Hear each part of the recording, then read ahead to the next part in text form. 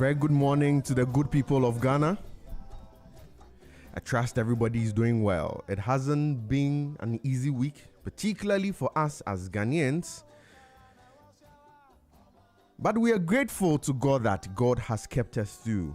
Particularly yesterday when we had the heart of laying to rest our gallant men who in their line of duty had to sacrifice their lives for the nation.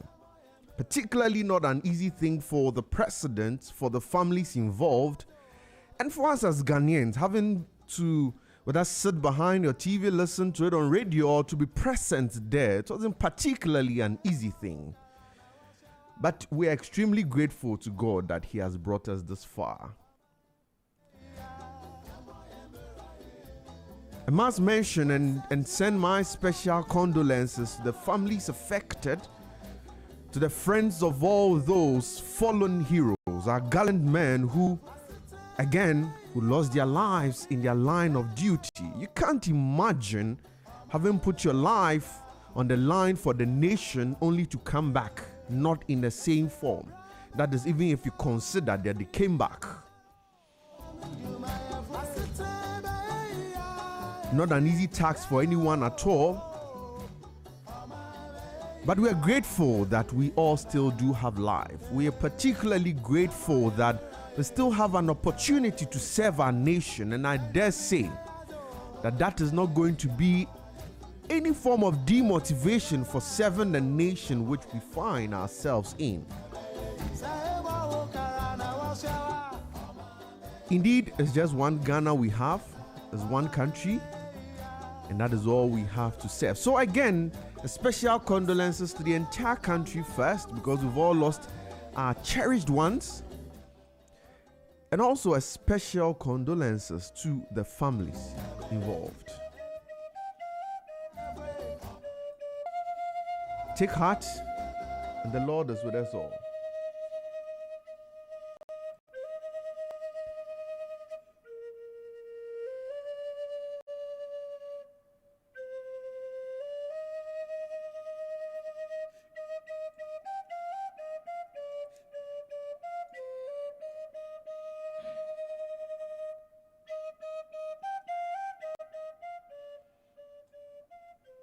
And in fact, if you had watched if you had seen the ceremonies coming from the mass which was held for our Catholic friends on Thursday evening, and on Friday the funeral, you see how tears were streaming down the face of people. You will realize that it's not been an easy thing. If you look at their spouses, you look at some of them, their parents, particularly not easy.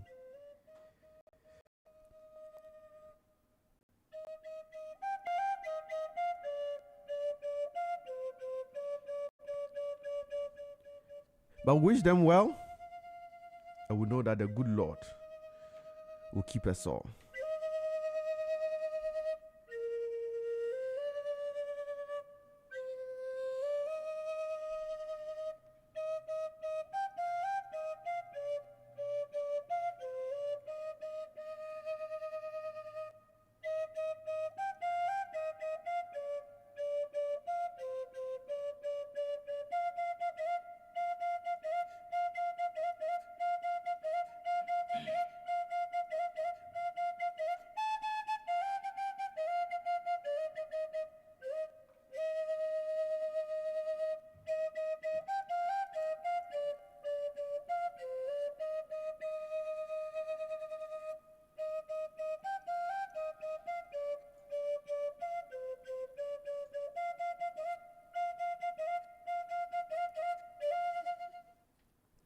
But looking at matters on a very bright side, we have an opportunity again to shape and mold our nation, to have conversations which will move our nation forward.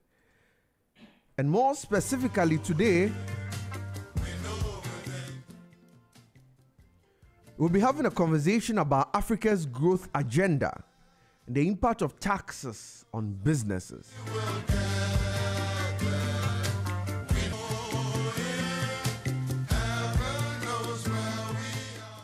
Yeah, I know that when we mention taxes, the ordinary Ghanaian is just uncomfortable. And in fact, I have some hard questions for my guests today for them to tell us why a thing like tax in Africa, when we mention it, everybody gets very uncomfortable. If I can say that there's a thing that Africans run away from the most, certainly is taxes. That is very hard that you buy a plate of food, the package, you see that the raw cost of the food is about 30 cedis. But by the inclusion of taxes, it takes you to about 60 or 70 cedis. So you realize that you're paying more than twice the amount, or more than 100% the amount, and it's just going to the pocket of somebody we do not know.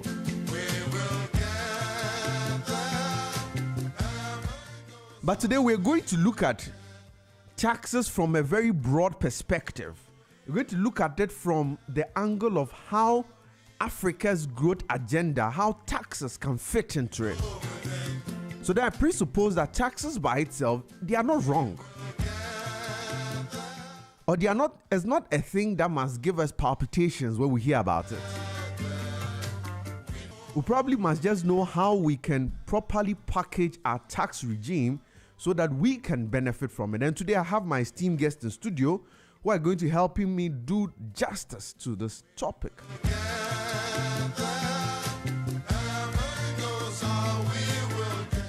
So if you're planning of changing your dial, please do not. We're going to serve you with good conversation today.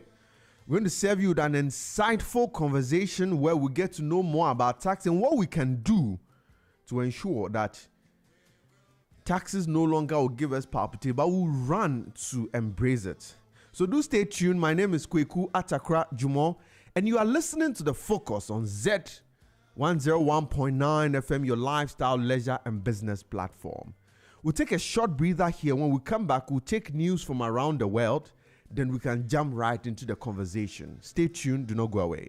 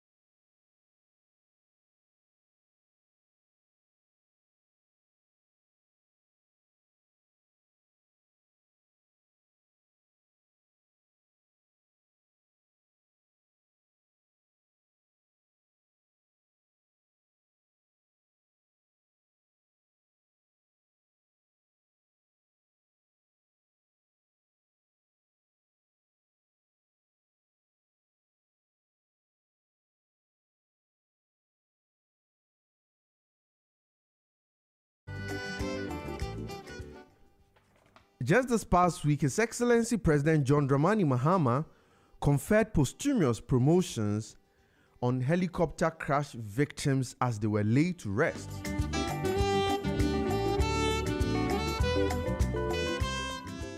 And President John Dramani Mahama approved the posthumous promotion of the 3 Ghana Armed Forces personnel who died in the August 6th helicopter crash. Speaking at their state funeral yesterday, President Mahama described the fallen servicemen as true patriots who paid the ultimate price in the line of duty. He said their dedication, bravery, and sacrifice will forever remain etched in the nation's memory. The honored officers are Wing Commander Peter Bafemi Anala, Flight Lieutenant Manen Chum Ampedu, and Flight Sergeant Ernest Addo Mensah.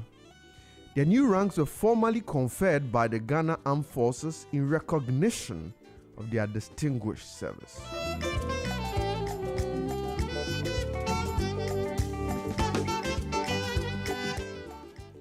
Now also at the NCA, this past week the NCA fined MultiChoice Ghana, who are operators of DSTV, for an amount of 10,000 Ghana cedi each day since August 14 until the company submits detailed pricing information for its subscription packages. The announcement was made by the Minister for Communications, Digital Technology and Innovation, the Honorable Sam Nate George, in a social media post yesterday. Now, according to Mr. George, the NCA requested the data on August 4 for review. However, despite extension at the company's request, the information is still outstanding. The minister explained that under the Electronic Communications Act, failure to provide requested data attracts a daily penalty of 10,000 cedis. And according to Mr. Nate George, the fines will continue until the company complies.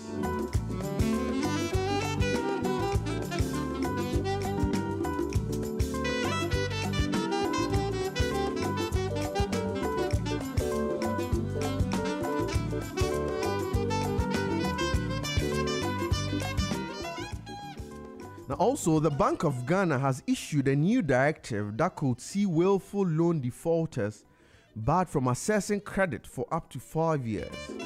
Now this is in a bid to curb rising non-performing loans and protect the stability of the financial sector. Now the measure targets borrowers who deliberately refuse to repay loans despite having the means, as well as those who divert funds for unauthorized purposes, secure credit with falsified documents, or submit fraudulent collateral.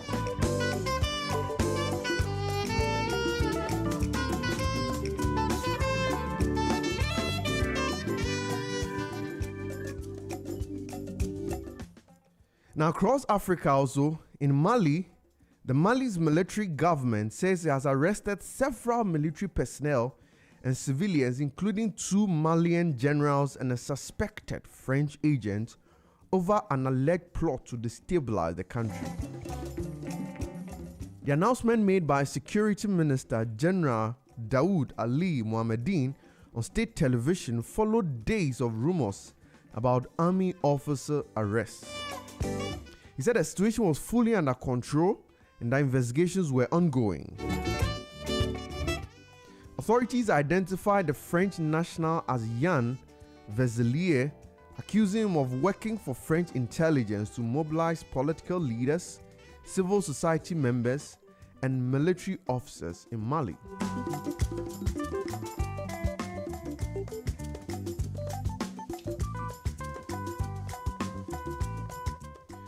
Now also in Nigeria, President Bola Tinubu has set a goal of achieving 7% annual economic growth as part of efforts to pull the country out of financial hardship. The economy expanded by 3.13% in the first quarter, aided by GDP rebasing that raised its size to $243.55 billion, though the growth rate fell short of expectations. Tinubu told the federal cabinet that recent reforms have bolstered macroeconomic stability and improved investor confidence, but acknowledged that low public savings continue to hinder progress. Now, critics argue that he has not met the expectations that brought him to power 14 years ago, pointing to worsening security in the conflict-hit north and a faltering economy projected by the IMF to drop from Africa's largest to fourth place this year.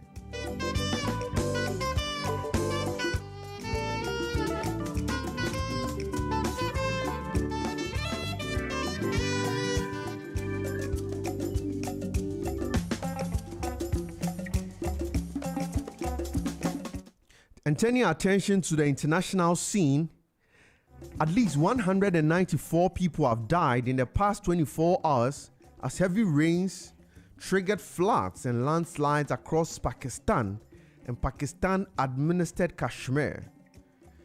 Disaster officials say 180 deaths occurred in Khyber province, where 30 homes were destroyed and a rescue helicopter crash claimed 5 crew members.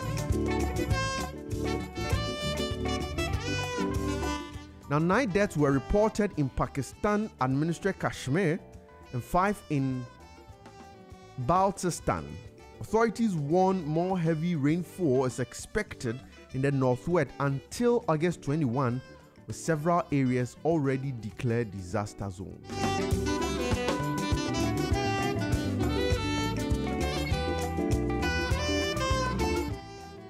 And in Washington, D.C., the Washington, D.C. has sued the U.S. government over its takeover of the city's police force after Attorney General Pam Bondi appointed the head of the Drug Enforcement Administration as emergency police commissioner.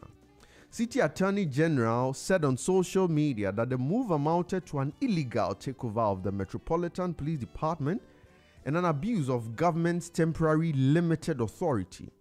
The lawsuit seeks to void Mr. Bondi's order and block the DEA chief from assuming any command role within the Metropolitan Police Department.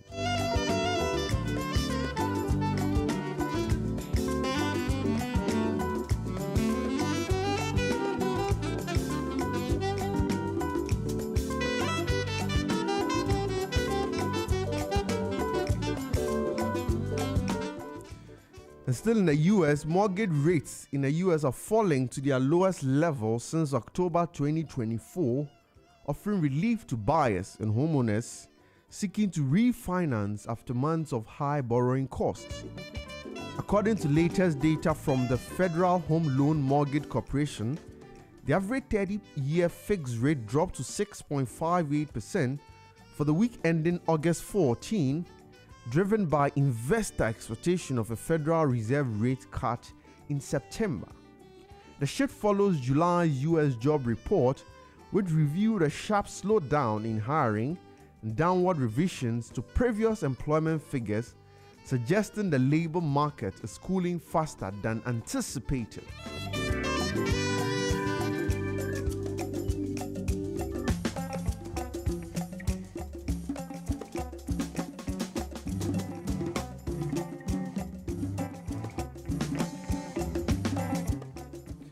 In Switzerland also, a wealthy driver in Switzerland faces a fine of up to 90,000 Swiss francs, which is over 110,000 United States dollars, after being caught driving 27 km per hour over the speed limit. The steep penalty reflects Switzerland's system of calculating fines based on income, assets, and family financial status, and that's the model also used in Germany, France, Austria, and Nordic countries.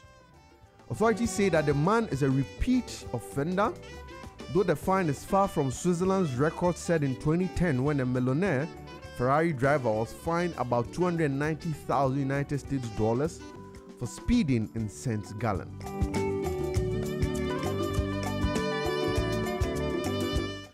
Thank you very much for staying with us. And if you are just tuning in, as the focus on Z101.9 FM, we'll take a short breather here. My guests are well seated in studio, poised to have conversations on the African growth agenda and how taxes can help us meet that agenda. Do not go away. Stay tuned. You're tuned in to Z 101.9 FM, your lifestyle, leisure, and business radio.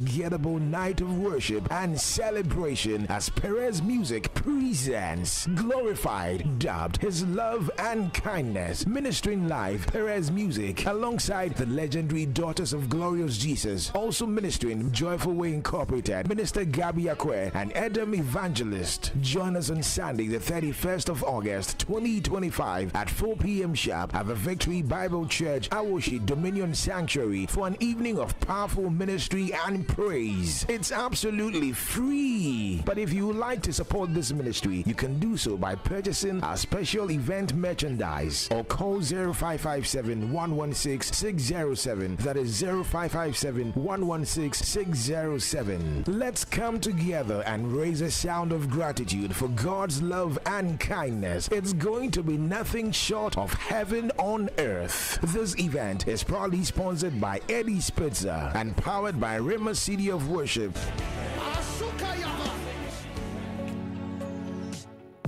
Dream home. No interest for 2 years. Are you ready to step into your dream home? With Lakeside Estates' exclusive offer, you can own your own home in just 2 years with no interest repayment. This offers you affordable payments, flexible home purchase plan, quality homes, and lifestyle choice. Choose from a variety of beautiful homes in any of Lakeside Hills clusters. Your future awaits you. Imagine living in a home you love with the freedom to invest in your dreams without the burden of interest. As your CIMG Real Estate Company of the Year for the 4th time, we offer you hassle-free home acquisition. Call us today on 020-477-5040 or 020-141-8622. Don't miss out on this incredible opportunity. Call us now to learn more and schedule a tour for our available homes. TNC supplied. Make your dream a reality. Lakeside Estate. Quality homes for all. You're tuned in to Z 101.9 FM, your lifestyle, leisure, and business radio.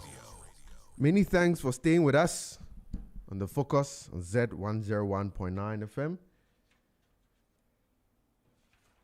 As I mentioned earlier, we're going to be having a conversation on tax policies.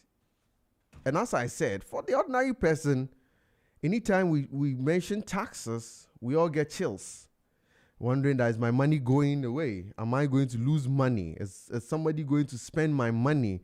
In fact, in Africa, as I've said, when we hear taxes, we think of somebody just, as they say, some august citizen somewhere chopping our money, nyafu nyafu. But I have my experts in studio who are going to look at taxes from the very broader perspective. Well, now they're going to look at it from an Africa-wide agenda. Now, you'll notice that conversations now today, we're moving or we're transitioning from conversations of just singular countries, but to look at as Africa as a whole, because of the emergence of the AFCFTA, where now countries are trying to harmonize their policies, harmonize their rules, so that we can operate as a single Africa. And today, we're having studio experts who are now going to discuss tax policy from an Africa growth agenda perspective. Then they tell us how this is going to have an impact on our businesses. And I have the joy of welcoming to the show Mr. Francis Timor. I hope today I got it right. Mr. Francis Timor, who is a lawyer and is also in education and training at CIT. Francis, you are very welcome to the show today. Thank you, Kweko, for having me here. Right, and also have in studio Mr. Fred Awute, who's also an Esquire, who is also the director of EM Tax Advisors. Fred, you're welcome. Thank you. Thank you very much for hosting us. Right. And I particularly like your African wear, which showed that you are all just very poised up for having a conversation about Africa today. That's great. Yeah, I mean, I think that God has intentionally blessed Africans. But for some reasons, we end up going to borrow. You can imagine all the resources are, in Africa. I watched some documentary where some countries, they don't even have land to cultivate rice, yet they try to find a way. So I believe that Africa is blessed, and therefore today's discussion is very important. We'll see how we can share some ideas and how Africa in general, we can transition the continent. Right. Thank you very much. But let me ask, even before we start having a conversation about the growth agenda, I must have kept saying, taxes always bring us chills. I mean, I'm not sure there's anybody who will see government announce anything about tax and will be excited, even to the extent that when government even eliminates taxes, people are still not happy. Because they know that it looks like when the taxes are eliminated, still things do not change. So my question to you is that, why should we have a tax conversation? Why should we even spend this morning having a tax conversation, especially when people are not happy with taxes in this part of our world? And maybe I can start with Francis. So Kweku, I think that we sometimes see taxes as some demon because it takes resources away from people. Yeah. Imagine government says that do your business, I'm coming to take 1/4 of it, 25%. Yeah. It reduces your resources, your hard-earned income. But I think tax should be seen as more than raising fund for government. Taxes go beyond funding government. It's one of the powerful tools to create job. You can use tax to do a lot of things. In the distribution of wealth across the world, some people earn more. Others too will not have the needed resources. So we use taxation to redistribute it. But taxation can even be used to change behavior. In Ghana, we have one of our policies about tax incentives for mortgages. So if you do not have money and you want to go and take mortgage to, in order to acquire your house, government can use some tax incentives to, attract you so that you can build your house. And what is better than, building your house instead of renting? We can also use taxation to drive behavior, try to direct people to go to a specific sector. So in Ghana, for example, we have some tax incentive that says that depending on where you are located, everybody likes Accra, the cities, and it's not only Ghana. Most of the countries you go, the larger economic activities happen in the city. So we can use taxation to drift people from the city to the urban sectors, so that in doing so, we can have a wider, development across a country. So we believe that taxation is not just pay.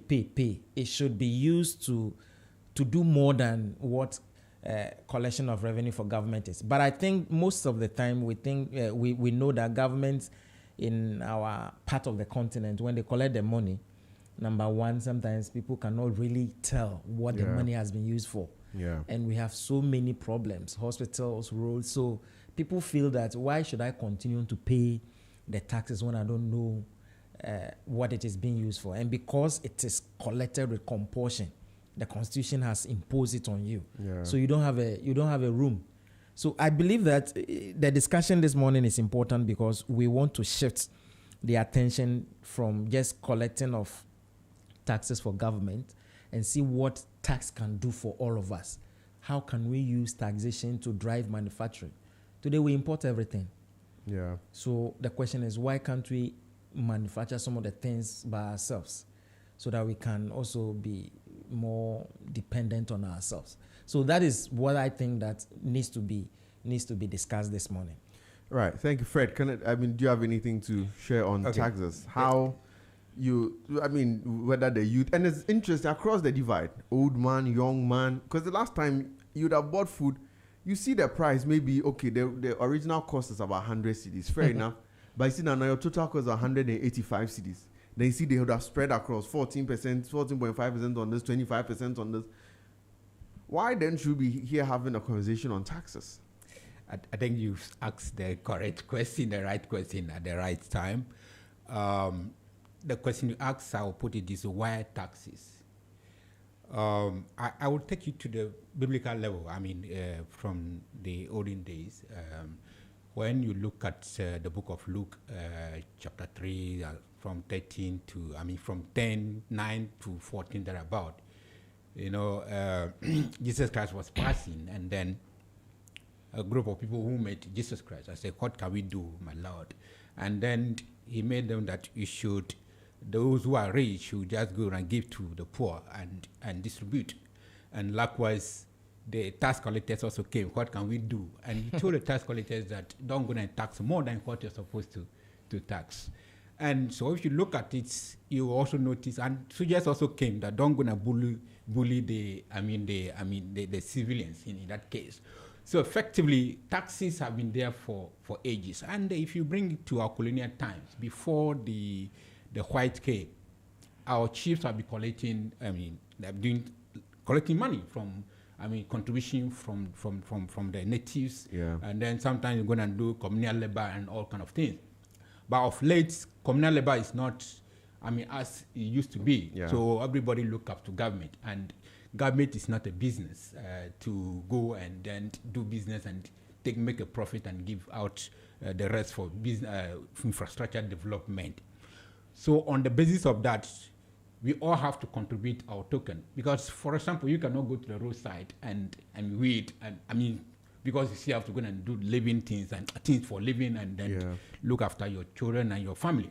So on that basis, government is saying that across the world, you have to contribute a token of your money so that government can do the things which we should have done. The construction which we have done, the road construction which is available to everybody, because we cannot all be going and do the social works like hospital activities, and the soldiers who are looking after here, the police who are providing security for us.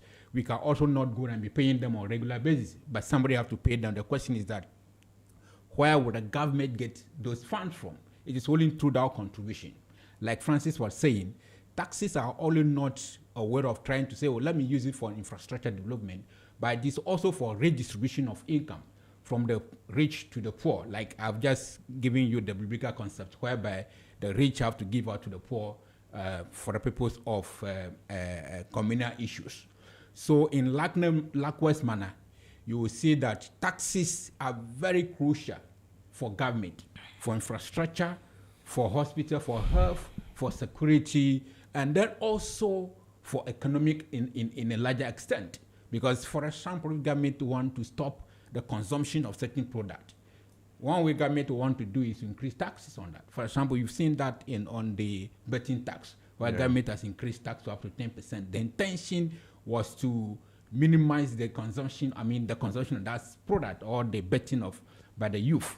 Though it has not achieved the purpose it's supposed to achieve and eventually have to be taken out, that is one way. For example, government would say that I want to minimize the consumption of sugar. So on the basis of that, excise duty was increased, was put in place up to 47%, 47.5% of taxes or excise duties on cigarettes and coal. So on that basis, when you look at it, government wanted to find a way to minimize the consumption of certain taxes, certain products. So taxes are very crucial, not only to raise money, but in one way or the other, to actually breach the cap and also stop some consumption of certain products. Right, but you mentioned the fact that taxes help in the redistribution of income from the high end to the low end. Let me ask you, do you think that is possible, or that is happening at Parkville? Because, in fact, if you check, it looks like the poor even pay more taxes than the rich. It's, one way or the other. It's relative because, we have different types of taxes. We have what is called progressive and others. So our income tax rate particularly is progressive, which suggests that the more income you earn, the more you pay. Because, for example, if your salary is about 1,000 cedis, you're going to pay something about 5% of your income as in form of tax. But if your salary is about 600,000 Ghana cedis, that suggests that you're going to pay up to about 30% and 35% of your income to government. So effectively, in a way, the more you earn, the more you pay in. But it depends. It depends on certain product you're also consuming. Let's say, for example, VAT. We call VAT is regressive, and some are progressive. So, for instance, I keep telling my students in class that if I go to the shop to buy a bottle of water, and which is about, let's say, 10 cedis, and a rich man also can only buy just 10 cedis of water. So if you pay a tax of, say, 2 cedis on that bottle of water, the rich will also pay 2 cedis on that bottle of water. That means that if you compete in relative to my income, effectively the poor person will pay more. Yeah. But when it comes to income tax, it is normally progressive in nature. On that basis, the rich will pay a bit more than the poor. But if you look at it from the consumption perspective, then it is a little bit of what? Regressive. Okay. However, the tax law, knowing very well that there are regressive nature of some of the taxes, it's try as much as possible to eliminate some common basic product from some of the indirect taxes or some of the consumption product that you have. For example, when you want to buy salt, everybody consumes salt. So salt is not subject to VAT in that case. And some other basic product in which the tax law foresee that may be much regressive if you put the taxes on them. Okay. Okay, that's interesting. But let me find out, especially on the progressive tax, how are we doing as a continent? Are we able to raise enough money? Because I know a lot of people evade those things. A lot of people's incomes are not taxed, especially where we have a lot of people also in the informal sector. In fact, we are told that when you go on the market, that's where all the richest people are there. Now, their monies are just over the counter. So how are we doing on that front? That part which ought to be progressive. How are we doing on that level? Thank you very much. You see, the problem with us, particularly at this side of the world, which is African and West Africa, is our enforcement of tax laws is a little bit slower compared to the developed countries. In the developed countries, you even see that people chasing to pay tax. You see somebody who is Americans, at the end of the year, is going back to America to go and file e-taxes. Yeah. There are instances where we file taxes for people in America, from Ghana, from this. But you hardly see somebody in the US who is a Ghanaian trying to pay tax. So on the basis, even those who are here, they are not willing to file their taxes. I normally use one example and say that in 2020, there was the President of the Republic at the time said that about 7 billion properties are dotted across the country. But the people who pay taxes are about 3 million people. The question is that if you have 3 million people, then you have 7 million properties, then the remaining 4 million who own those properties, what are they? do you get it? So that tells you that effectively tax payment has been at the low side. And that can be seen from our tax to GDP. Our tax to gross domestic product over a year, statistics have showed that it's far below. It's around 13-12% now, suggesting that our payment of tax and enforcement of the tax law has been at the very low side. So you are not that far from what you're saying. So it is at the low side. But how do we enforce it? That is why education is very important. That is why this program is also very important, for the people to know that, okay, fine, I have to pay tax for this, I have to pay tax for that. Yeah. Right. Francis, just to add to what Fred is saying, was it last week I went to Makwala? Yeah. I was just looking for some cable, so I just decided to go there. Quickly, I was shocked to see the number of containers being offloaded. Yeah. And I just concluded that in Africa and maybe Ghana, the businesses who are supposed to pay this progressive tax are very small, disintegrated, scattered all over. So I was standing, and you watch from afar, you could see so much commerce, business going on. Yeah.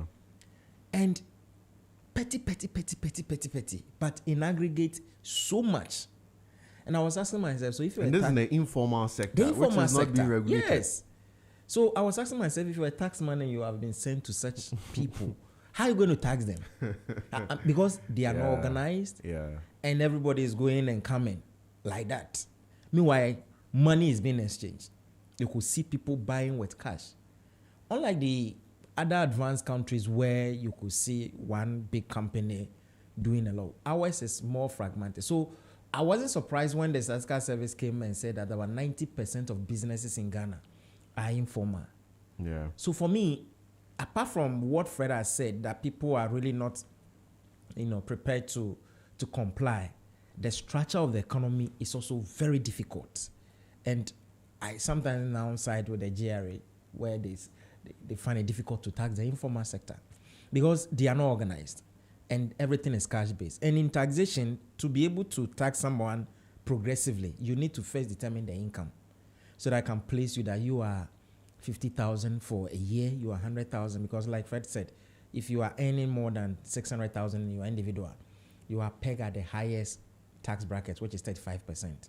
If somebody is 40,000, the person gets a lower tax rate. But here's the case you can't even tell.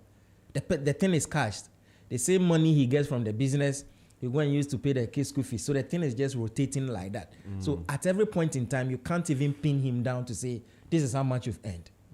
And so GRA had, in our law, we had what we call the modified taxation. For the past 10 years, we were not able to implement it. It was this July.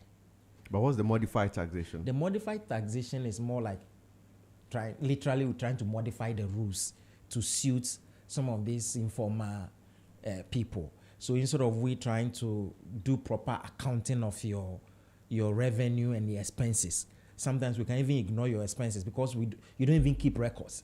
The same money you collected, no, you used to pay another one. So we can't tell. At the end of the day, when you are going home, something small is left in your pocket. You even record it. So we were targeting their revenue, their sales.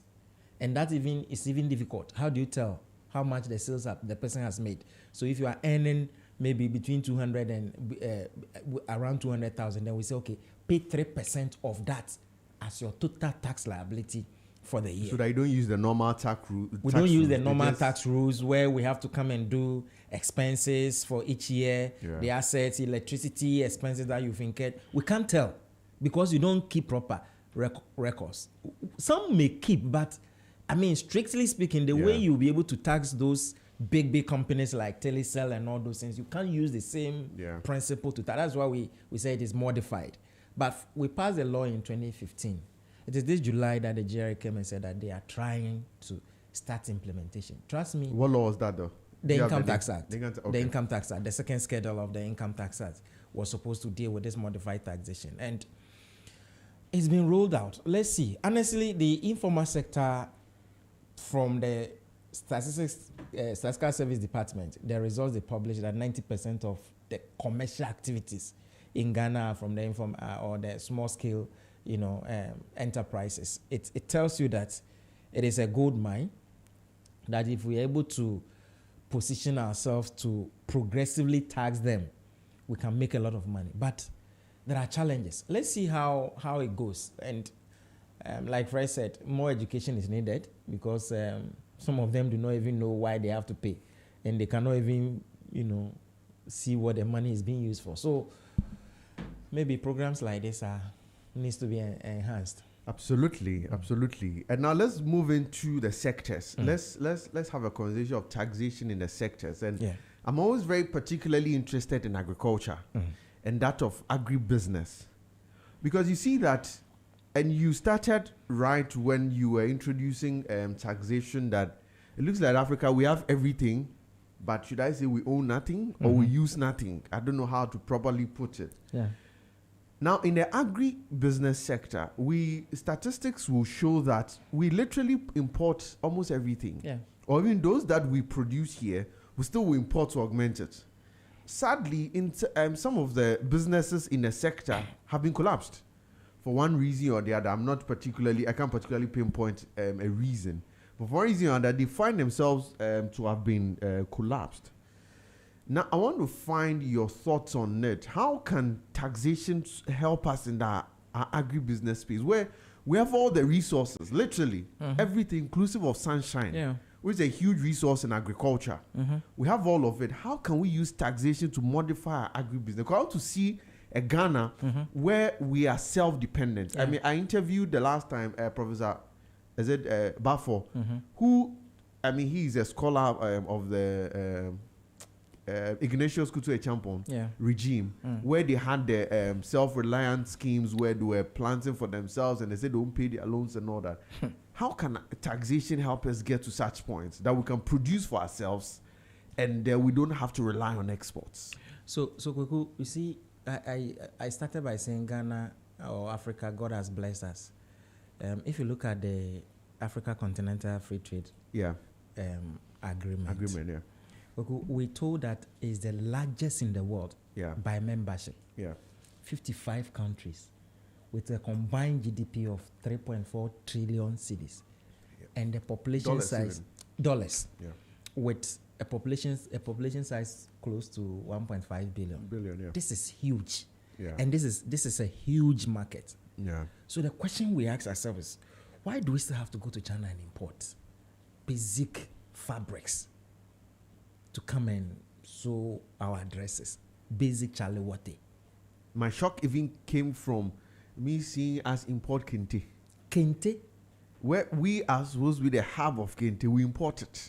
It's surprising. And tomato paste, we import tomato, and then onion. From China.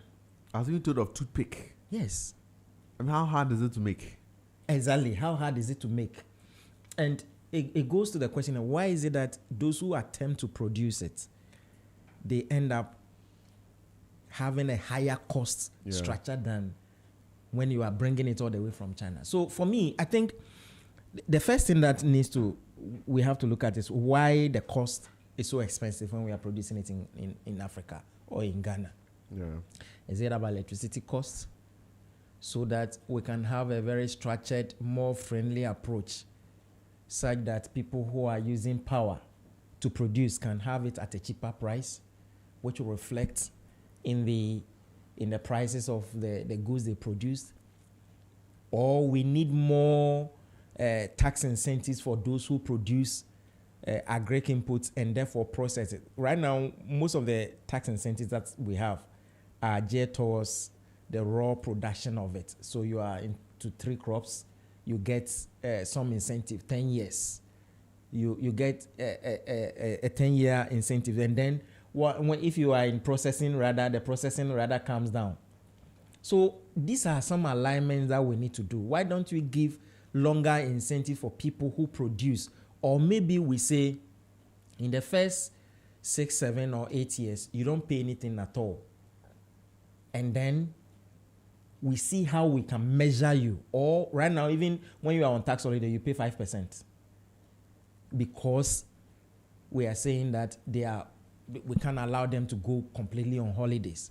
Why don't we stagger it in such a way that it is based on performance? Really, if you compare the cost structure of those companies with what the Chinese are having, certainly the Chinese products are getting cheaper. And that's why Ghanaians are going. Go to China Mall today. Something that you can get in Ghana, China Mall will give you half of it. Why? Because they brought it all the way from China, in addition to all the taxes. So we need to have... But shouldn't that have been a reason for them to increase their price? Yeah, but potentially they got it cheaper, or they produce it cheaper in China. Then that's a very big problem, because if down here, let's say if I'm going to buy this pencil from here, produced here, which was going to cost more than that which has flown all the way from China here, that's a very big problem. Because they have incurred even transportation costs, duties and all that, but yet it's still cheaper than which we produce here. That's a big problem. It's a big problem. So that is where we need to go into our cost structure. So for me, what exactly influences the cost? Is it about labor, or is it about the production cost, electricity? That's what I was asking.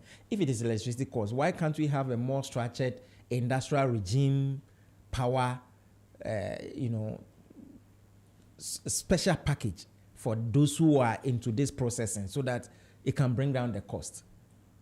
Those are some incentives. They may not necessarily relate to tax. Another important thing that I also realize is those who export. Sometimes we are saying that process in Ghana and then export, just like the Chinese are exporting.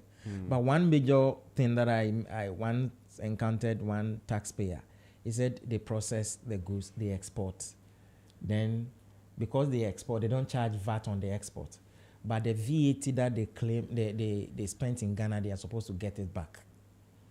And VAT refund has become a problem. So again, it goes back to the government. Why is it that people are entitled to a refund, but the fact that the money has gotten to the government and we are not getting it? So all of these things, at the end of the day, you see that you tie your cash flow down. The person has bought the raw materials in Ghana, processed, exported it. The intention is that because you are selling it as a zero rate, if you bring your money back, we should give you the VAT that you incurred, because the VAT is an output credit. So let's give it to them. But we don't give it. So at the end of the day, the processors are now cash trapped.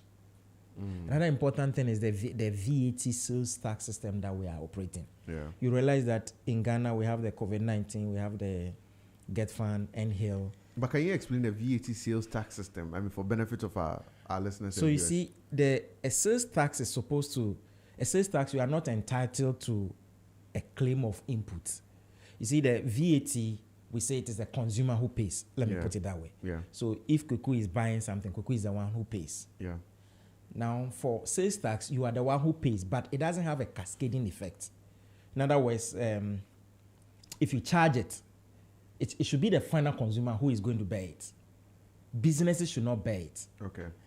In our case, we have the Get Fund and NHIL, and I'm happy the minister says he's going to reverse it. You remember the VAT reform that they are proposing? They said that by 2026 we are going to reverse it.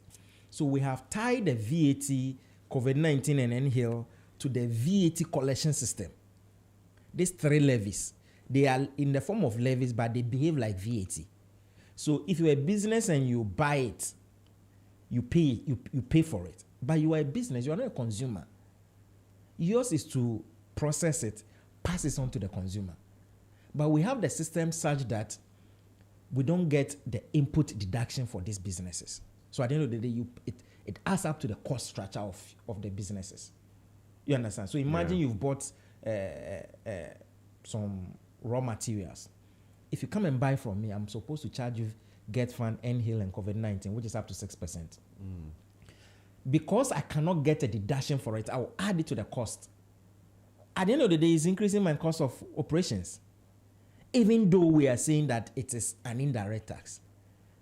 And why should we increase the cost of production of processors? At the end of the day, it turns out that China is going to have more lower costs than we are having in Ghana. So, fortunately, the minister says he's going to going to change it anyway. But let me ask you a back question. Why do you think government is actually doing what it's doing now? Why are the taxes, that's what you're asking for, a reduction or revision? Why do we have them in the first place? Is there a policy reason why maybe government may think it's solving a problem by that, but which we have assessed that it's not solving a problem? Is the appetite for revenue? That's the first one. Because we are unable to push the progressive taxes. Okay. Fred was talking about property tax. We have completely ignored it. The other direct taxes, which is supposed to be paid progressively, which is a fair basis of assessment, we don't do it.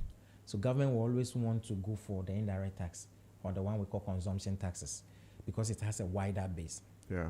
Take, for example, the 1 cedi fuel levy. Unless you don't buy, you pay. It doesn't care whether you are rich or you are poor.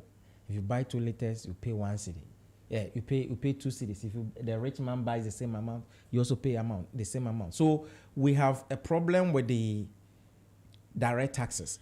So the only way we have to augment it is to go for the indirect taxes. That's why in 2018, August 2018, they had to decouple the levies and make it more like a sales tax, yet following the VAT approach. So every business, if you're a processor into agribusiness or whatever, you buy your raw material, as far as you pay VAT, COVID-19, NHIL, and all those 6%, you have to add it to your production cost. And at the end of the day, your production cost will be more than what the Chinese person will produce. So what will people do? They will go to China and go and bring it. Yet we have everything we need here. Why should we go to China to go and bring chalewote? Can't we produce the chalewote here? Or toothpicks? Can't we do them here? So we need deliberate policies that will help minimize the production cost. All of this thing goes, if it is electricity or power that is increasing the production cost, let's go it. Let's deal with it. But above all, I heard the story that says that in Ghana we are profiteering.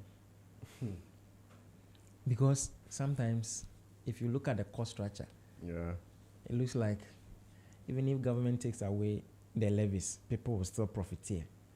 So people were even calling that, okay, let's ask the Statistical Service Department to publish some numbers for us so that we can know the industry that's our profiteering. But talking about what we are discussing now, I believe that we need some targeted policies that can bring down production costs if we really want to process in Africa, because the raw material sits here and we can produce. The market is big.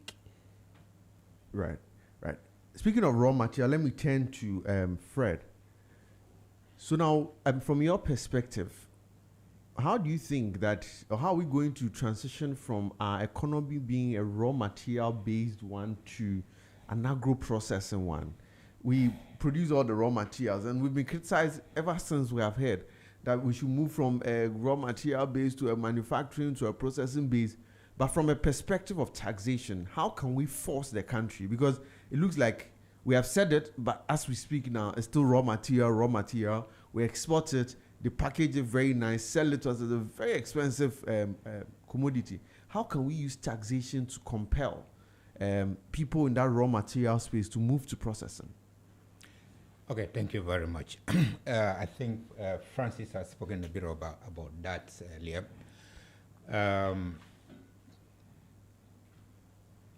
Just like you've said, you see people from China, coming to take raw material from here, manufacture it in China, bring it back to Ghana. And it's still cheaper. And it's still more cheaper in that regard. So you look at it and ask yourself, just like you asked the question, why should that be the case? Francis has talked about the tax component that normally affects some of our products, and also look at the tax concessions that we have in the Income Tax Act. Some we pay about 5%, some have 10 years concession period, some has 5 years concessionary period. But the question is that the only factor, tax, is it the only factor that we'll have to? Yes, tax is one of the factors that you have to look at. For example, if somebody produced from the hinterland, that person have to bring the product, to the nearest town, and then before it had been to be transported to the manufacturing plant. Then the question is that the cost of transportation can influence the prices of the product you are, producing. Because if, for example, the fuel prices, if you look at the fuel prices we have, there are so many tax components that influence the price of the product. Yeah. And that influence the price of the product, the fuel. So on the basis of that, is there a way that, government can have to reduce the fuel price cost, and then in effect will therefore go down to cascade to the agriculture product? That will be a difficult thing for government to do, because how do we then target the fuel prices to a particular farming product? So on that basis, government now have to come in to look at other aspects, like trying to do a robust activity or intended targeted policies that will have to increase agricultural production. For example, if you look at the last budget, I think government is in the process of trying to do agricultural production around the Volta Lake area. It is one of the areas that you have to be looking at. Sometimes you're traveling by road and you realize that there's large acres of land. So what are we doing in that case? So it should be a government-driven policy in order to get the citizenry be aware that agriculture is one of the ways, but not to end it there, because if you produce, there must be a manufacturing of that product so that it can translate into the product that can be consumed. In that case, well, we talk about toothpaste and we talk about other products in that case. But the fact is that there are instances the raw materials cannot translate by itself. It must be manufactured. So I believe that is what government is coming out with, what is called these 24 hours policies that they are coming in. We are yet to see how this policy will see the light of day. We are still at the early stage. We try to scrutinize the policy document have to come out properly, though it's come out, but there are still problems, issues that have to be addressed on that. So the manufacturers or potential manufacturers, those who want to engage in agribusiness, want to engage in trying to produce the raw material product from the agricultural produce and turn it into a consumable product, government have to find a way to find out that, okay, let's give tax incentive to the manufacturing. For example, if you, in the VAT Act, when you're a manufacturing company and you import plant, those plants you use purposely for manufacturing, you don't pay VAT on it at the time of the import. But the question is that if you buy those manufacturing products in the country, that you have to pay the VAT on. Is there a way that we can target that one? I say that when you are buying these machines, can we therefore find a way to get it? It's interesting. You're saying that when they bring it in, when Yes. you buy from outside, Yes. you don't pay VAT. You don't pay VAT. But if you buy it from here, It depends on the type of the machine you're buying. okay, For example, if you buy a machine which can be used generally for any other product, yeah, then you pay the VAT. But if you buy the machine which are used, designed purposely for the manufacturing, then you will not pay the VAT on that. but assuming that machine was made in Ghana, you still Yes. pay the VAT on it. To the extent that it is designed Yes, for manufacturing only, Yes. then you Yes. don't pay the VAT. But the question is that, No. You're saying that when you are buying from outside, you're Yes. importing it. yes, That for manufacturing, Yes. you don't pay VAT. you don't pay the VAT. But if you buy from here, you will pay. That is not the case. But what Okay. I'm saying is that when the product you're manufacturing is purposely for manufacturing purpose, the Yes. plant you're importing is Yes. purposely for manufacturing purpose, Yes. you don't pay the VAT on it. Now, if you're also buying it in the country, That same, that same plant product for manufacturing. you don't pay the VAT. Okay. But the question is this: is there any machine that you buy, for example, forklifts, which can be used for for lifting of manufactured product onto the shelf? That can be used for any other item. So there will be VAT on it. But if you let's say plant for manufacturing of fruit juice, it means that you cannot use this for any other product. Do you get it? So on that basis, those ones you don't pay the VAT on it. But if you buy, How they monitor that? yes, So that may call for a targeted. You see, sometimes if you have a general blanket of that, monitoring becomes difficult. Yeah. And that's why for me, I think that we need a more targeted, whatever incentive we give you, it should be performance driven, so that we'll be able to monitor and then get some of these just things. like you said, it should be targeted to. We want to do 24 hours economy. We want manufacturing zone to this area. So any equipment, whether specific or not specific, there must be a way to ensure that these machines, there is no VAT on it, there is no excess duty on it, so that it's make it a bit more cheaper. So like Francis is saying, it must be targeted in this case, so that monitoring can also be seen and can be made. Then also, I believe that if government roll out this policy, the 24 hours policy they are looking at, and then register a manufacturing company, then it makes it much easier for monitoring. Because when you're registered, you're licensed, in that case, when you're going to buy any equipment, there will be certain levels of documentation that will suggest that, okay, fine, you are going to use it for manufacturing. But the question is that, how do you monitor its usage? So the product is exempted, you're going to use it for manufacturing. How do we know that you're not going to use it for any other issue? That is another issue that must be dealt with another time. Yeah. Let me ask quickly. I have this question, but I don't have an answer. The 1D, 1F, the 1 district 1F, to what extent was it able to change the system? I don't have the answer. But even the first question is that, was it even successful? Those are the things that we need to. So it goes back to the monitoring and evaluation that you spoke about. It was a fantastic idea. Every district, we're going to have one manufacturing, so that at least it can process the raw materials that we have so that we can export.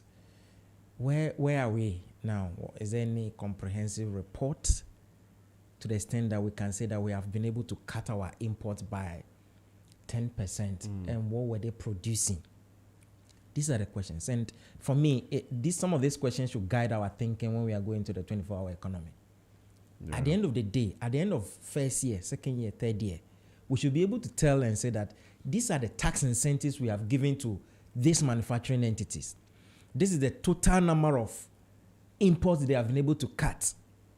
And this is the number, this is the amount of dollars we were going to use to buy so and so.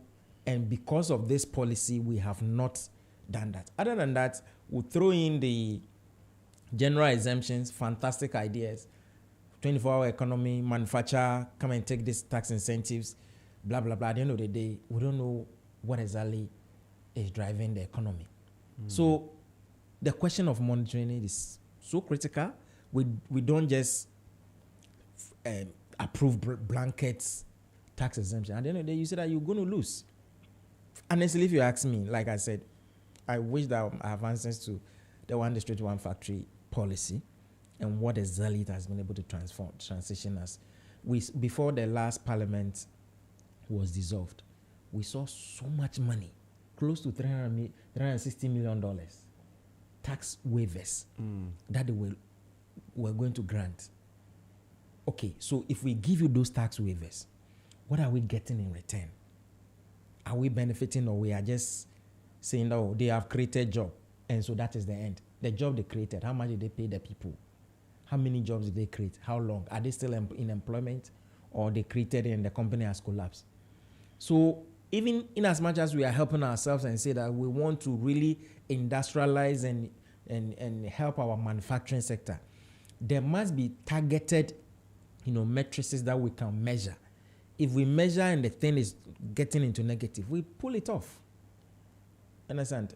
Honestly, I'm not surprised people are saying that the free zone concept should even be collapsed, because people are believing that the free zone is not creating the necessary jobs. They are not sending so much. As though it's enriching other people other than us. You understand? So monitoring, having the policy is one thing, and monitoring becomes another. Yeah. And we really need to have some serious conversation about this. Okay, just to add again, the tax exemptions over the years, particularly into certain sectors like mining and coal, do not bring exact benefit that we have. So on the basis of that, the Exemptions Act was passed to actually standardize how exemptions can be extended to it was passed in 2022. Yes. Then also, if you just like Francis mentioned, free zone, there are debates as to whether that has that brought in a lot that we supposed to. One of the main policy direction for free zone is to bring in foreign currency. Because the main reason is before, one of the criteria of setting up a free zone is that you have to export at least 70% of your product outside and then repatriate all the foreign currency back home. And failure to do that will mean that you will lose your licensing status. But the question is, how do we monitor that and ensure that that activity, that free zone policy direction in order to, boost our foreign currency is actually being, maintained, achieved. So that is the issue. And I know that the Customs and Bank of Ghana has put in measures that to ensure that the product that you have exported, you repatriate the same amount back home. Then also I know that the post-clearance audit unit of Ghana Revenue Authority once in a quarter go out and then audit these free zone companies. And then also the domestic division of the Ghana Revenue Authority also go out to audit them to ensure that they comply. So in that case, for us to collapse some of them, we have to be very careful about them. Other than that, you may end up, creating a problem instead of trying to solve it. It is always in every country. The free zone, we have it in Togo, we have it in Ivory Coast, we have it in Nigeria. Now, if you don't do that, you're going to cause something tax competition among countries.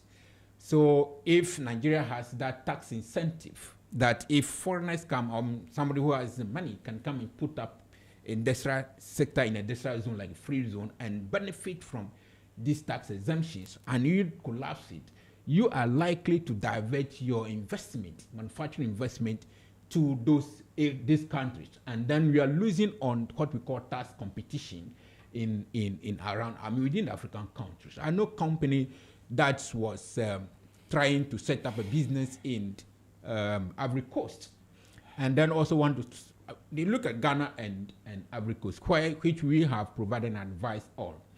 And then we look at the two countries, realize that, okay, if we have a free zone, the tax laws are similar. Generally the laws within Africa are similar. So on the basis of that, if you look at it, our infrastructure is much more improved compared to some of our neighbors. So if you come to set up a business in Ghana based on 1, 2, 3 factors, it will be much better. But so when you are coming to set up, where do we set it up? For example, so free zone is one of the good example area that we can set it up. In that case, you're not going to pay tax for the next 10 years, and after 10 years, you pay tax of 15%. So if you wanted to test the environment, the country, and its manufacturing powers, and then cost of everything, then free zone will be one of the areas you have to be looking at, because that is the area that, the incentive is you don't pay tax for the next 10 years, and then after that, 15%. There are industry players within the sector which are saying that the 15% after 10 years is also too high compared to the regional sector. That must require some debate in that angle. All right. Let me just take your thought just in 2 minutes. Okay. You see that of late the young people are entering into agriculture. Previously it was like a stigma, but now I've seen a lot of almost everybody has some small maybe poultry farm they are starting. Just in 2 minutes, what do you think can be the tax policy approach to assist some people? Because now we are trying to move to import substitution. So what can this tax regime, what can they do to assist our young people who now are trying to enter into agriculture? So it becomes appealing to all of us. We'll be happy to have everybody to have a backyard garden or a backyard. At least if you get a piece of land somewhere, your first thought will be to build a mansion. To think, okay, can I get some goats or some sheep here to rear them? How can we use tax to make these things attractive? Great. When you look at our current tax framework, you'll notice that we have certain tax imposts which we talk about young entrepreneurs, which suggests that there are certain incentives, exemptions, carry of losses, all those kind of things are within the tax law that can encourage the young ones, those who want to enter into agribusiness. Then for now, if you want to enter agribusiness, depending on the sector that you're entering, if it is processing, if it is tree planting, if it is for food crops and all those things, some have 10 years up to 5 years of concession. But the question is that you have a concessionary tax rate of 5%. It used to be 1%. And I wonder why should we maintain 1% and even increase it to 5% when do you want to increase and promote agriculture business? And I was thinking that 5%, first there's a difficulty of collecting that tax in a way. So why don't you exempt it entirely so that you can encourage the youth, to get into that? Because once there is enthusiasm to actually go into the agribusiness, then tax policy must come in. Let's use the tax policy to get in more people to actually engage in the business, agribusiness, agriculture production, and co. So within that framework, yes, we have existing tax exemptions, tax from policies that target that target young entrepreneurs. But can we do a little bit more? I don't buy in on taxing the 5%. I remember when this tax rate was introduced. So it should be zero. It should be zero. I wonder, just let's say, for example, my grandfather in the village who is farming, doing business for, farming and selling. And you want him to come and pay, 5% on his profit. Do you get it? The question is, how does he even determine the profit he's going to make? If you look at agriculture taxation, you notice that sometimes it's a bit difficult to know what is your capital expenditure in this respect. Do you get it? So we have to find out Why don't you give a blanket exemption for agribusiness so that we can encourage more people, more youth together? Because to the extent commercialize it. Look, to the mindset of everybody, when you say that we are going to tax, it doesn't matter how low or how small it is. The question is that I'm going to pay tax on this. But when you say that, oh, I have reduced the tax for you, or I have eliminated tax in respect of agribusiness, particularly targeted to the youth, then in that case, the youth also notice that me and yourself, okay, if I get into business, I will not pay the 5%. So that is a motivation on itself. Yeah. Aside any other motivation government will come in, acquiring capital, insurance, all those things which will come in. Government can support in all those areas. Yeah. So Kweku, I think that 30 seconds, Francis. Yes, the problem is we need to make financing a bit easier. Yeah. Because the young people, where are they going to get the money from? Yeah. So I'm thinking that can we give rather some incentives to the banks who try to fund young people? So you give loan to young people, and if you are that bank, we'll give you some special tax incentives. It used to be there. ADB used to fund agribusiness. Now it looks like they're almost moving away from. Nobody wants to go into those areas. And again, the existing rule, I think that we need to change it. The young person is defined as someone who is below 35 years. 35 years. So maybe you cross 36 years, you lose that exemption. So the question is, if you are 30 years, what can you do? Yeah. So we need to really go back and redefine some of these exemptions. But I agree with you. We need to solve the unemployment among the youth. Just that we have to go back and redefine who is a young person. All right, thank you. Francis says we must go and redefine who is a young person. I recall some time ago when President Mahama, I think the 2016 election, when he described himself as a youth. And it triggered all forms of debates that then at what age we define a youth. But I agree with you that we would have to look at, because then if the person is just 36 years, we're saying that the person is going to lose the exemption. That clearly will defeat the purpose. If you're just tuning in, you're listening to the Focus on Z101.9 FM, and we're discussing Africa's growth agenda and the impact of tax on businesses. We'll just take a short breather here. When we come back, we're going to be looking at the tourism sector. We're going to look at how we can use tax to make the tourism sector very attractive, especially when we are entering into the last quarter of the year where festive events are going to come up. The tourism industry is going to be boosted. How can we make tourism very attractive to everybody? Please stay tuned and don't go away. You're tuned in to Z 101.9 FM. Your lifestyle, leisure. This August, get ready for an unforgettable night of worship and celebration as Perez Music presents Glorified, dubbed His Love and Kindness. Ministering live, Perez Music, alongside the legendary Daughters of Glorious Jesus. Also ministering Joyful Way Incorporated, Minister Gabi Akwe, and Edom Evangelist. Join us on Sunday, the 31st of August, 2025 at 4 p.m. sharp at the Victory Bible Church, Awoshi Dominion Sanctuary, for an evening of powerful ministry and praise. It's absolutely free. But if you would like to support this ministry, you can do so by purchasing our special event merchandise or call 0557 116 607. That is 0557 116 607. Let's come together and raise a sound of gratitude for God's love and kindness. It's going to be nothing short of heaven on earth. This event is proudly sponsored by Eddie Spitzer and powered by Rima City of Worship.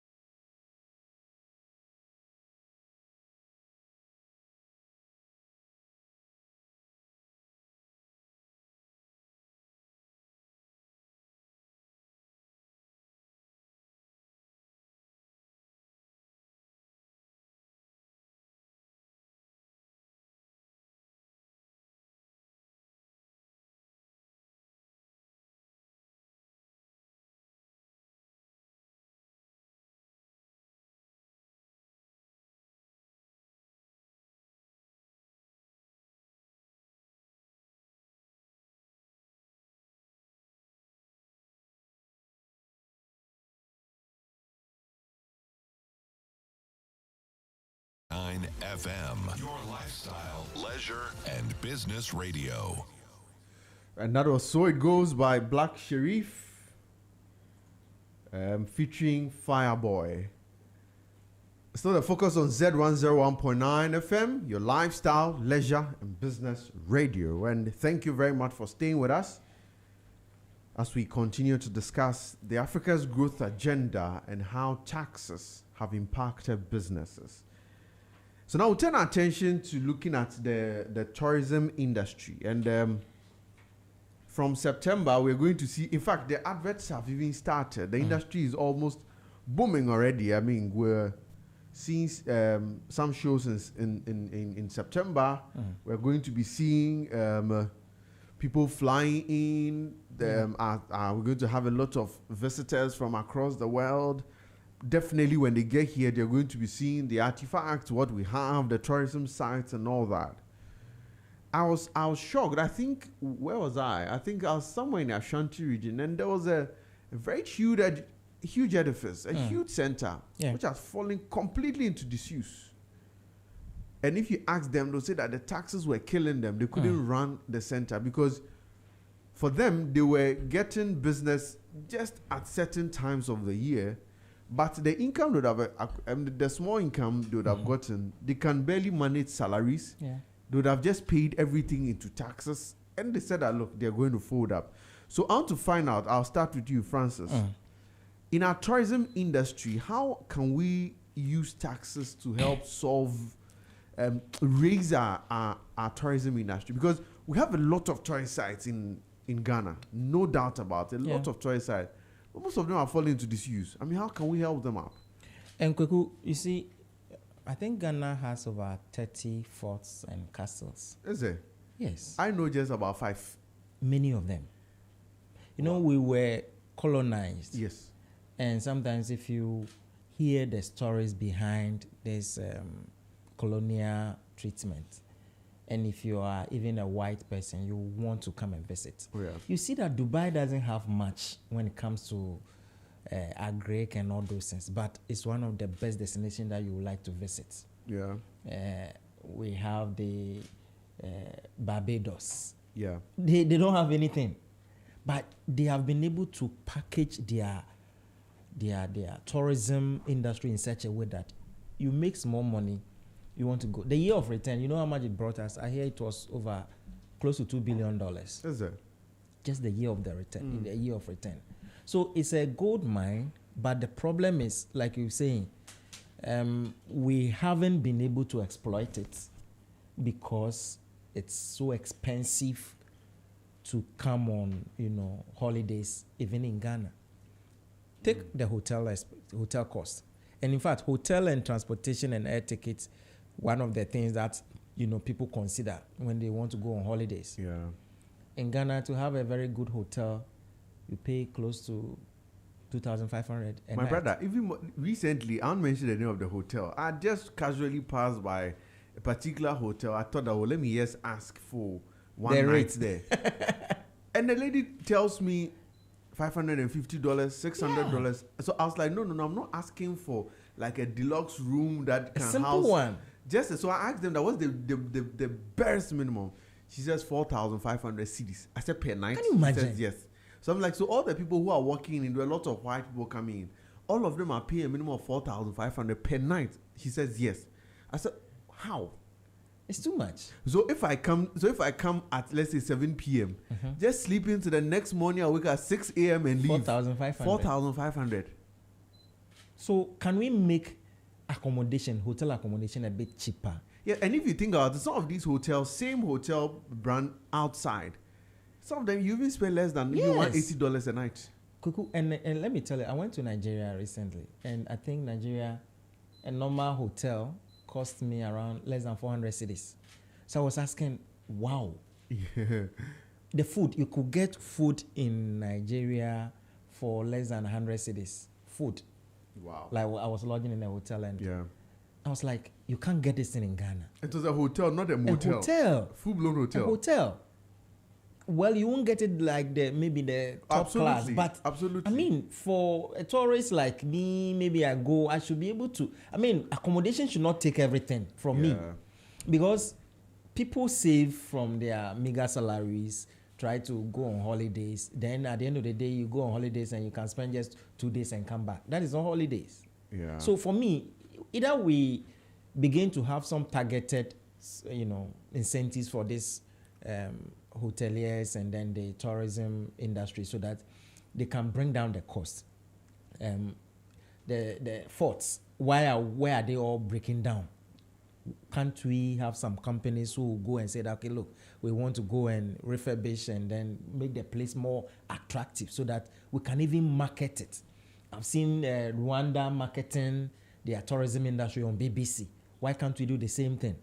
Because it's the cheapest. You see, the industry is the cheapest you can ever get. People come and spend money. They come there that, we've made some money, we just want to spend. Yeah. So and we are here to just collect it. Exactly, just collect the money. So why don't we create the environment for them to be able to spend their money? At the end of the day, when they spend, the economy grows. Instead of we, taxing them, for me, I think that we should have a special rate for the hotel industry when it comes to VAT, so that they will be able to bring down the cost. It's very expensive for me.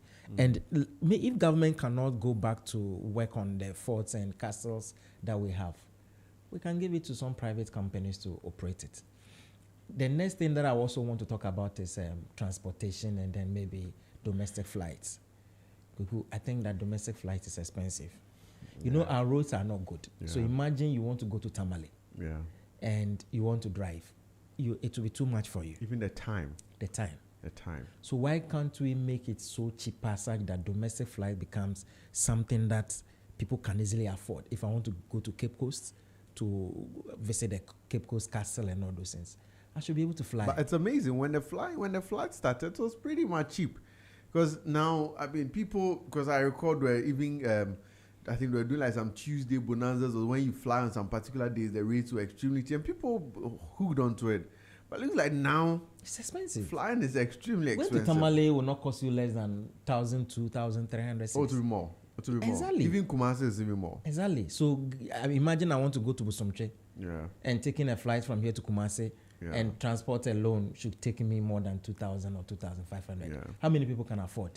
So it's about time the government look at the entire, tourism industry end to end. And this is where we have to call on the players also.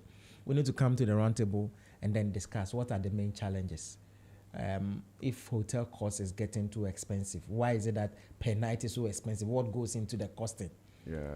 We all have to sit down and then see how we can bring it. Because, look, people want to go on holidays.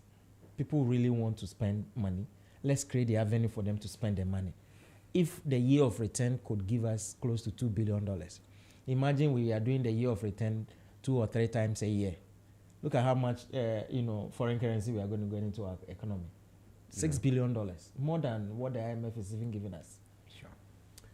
Hey Fred, yes. I mean, on the tourism industry, and I mean, Francis has spoken of the cultural sites and all that.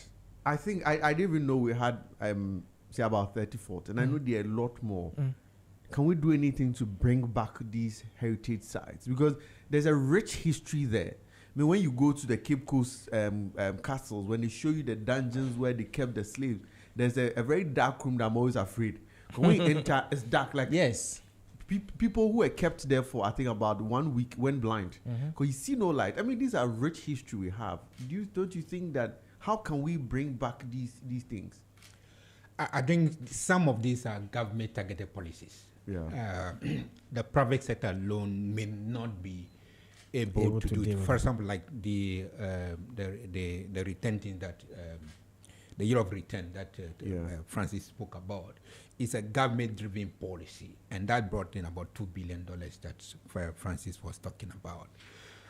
So that is okay, but the major issue is the cost of tourism the cost of seeing those areas, going to those places is quite very expensive. The cost of the hotel in Accra, when there was going to UK going to lodge in similar hotel in UK, which has similar branch in Ghana, the cost of that hotel in Ghana is more expensive than what is in UK. That what is in the UK because they have the same management. I mean, in terms of the parent company. So you ask yourself, what really drive the cost up? And you cannot factor it out because if you're looking at the tax issues, hotels pay tax 22%, which is lower than 25% that all companies are paying. And most companies that paying. Is it that can we have to reduce it? I don't think reducing the tax to 22%. I mean, lower than 22% is what will drive the prices down.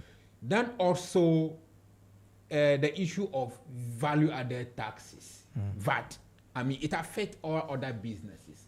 So you'll notice that not only hotel businesses prices are very high, all the aspects of the economy, the prices are also very high. Rent. I mean, if you want to have a short rent, 1 month, 2 months, 3 months in a place, it's very expensive compared to even Nigeria. A friend was telling me some time ago that, I mean, he has an apartment in Nigeria and the rent he takes from that place is just very small. I mean, very minimal. But compared to what he takes in Ghana, that tells you that the rent we paid in Ghana is just quite very expensive. So is it profiteering or? I think so. I mean, it's something which we have to look at and study. For example, if you look at this issue between DSTV and government and they're trying to look at, I mean, it's something government have to drive in order to drive some of the prices down.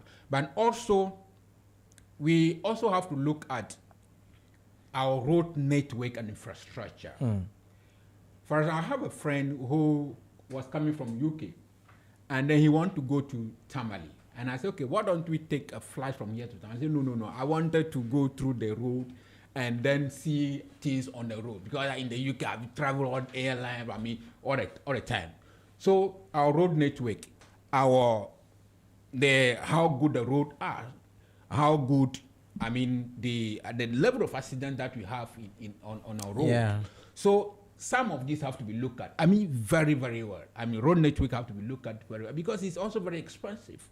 Now, if you want to do a holiday, for example, you have a hiring company which have to carry people to those sectors. There will be VAT on those. I mean, once it is hiring, there is VAT on it. But if it is a normal transportation, trotron road, there is no VAT on those ones. So is that a way then we can exempt them? We can find a way to look at that. Yeah. But so we can find a way to look at those ones because if you are doing hiring, I mean, most of the cars, those who go to those sites, is all on hiring basis, and there is going to be VAT on that aspect. So I think that government-driven policy on the tourism sector is very important, like the year of return, which is there. We cannot just end it only in the year of return. We just have to look at how do we also improve domestic tourism. Because, for example, I'm here, like you talk about Cape Coast.